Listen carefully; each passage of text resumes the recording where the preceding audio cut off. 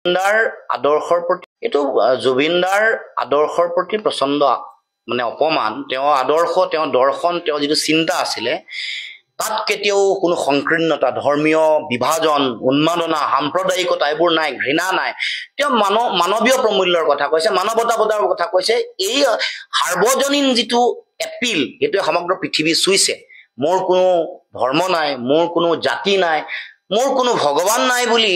এগৰাকী শিল্পীয়ে মহান শিল্পীয়েহে ক'ব পাৰে য'ত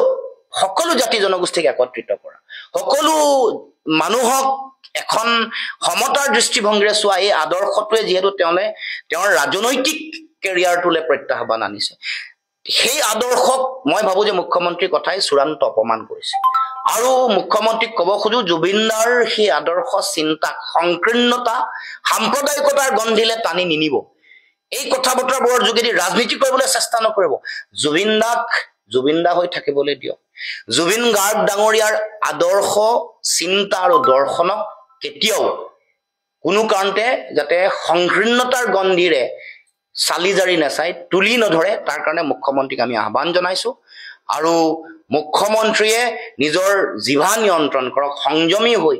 সংস্কাৰী মন লৈ ৰুচিপূৰ্ণ সংস্কৃতিবান চিন্তাৰে যাতে অসমৰ সমাজক কথা বতৰা কওক তাৰ আহ্বান আমি ৰাখিছো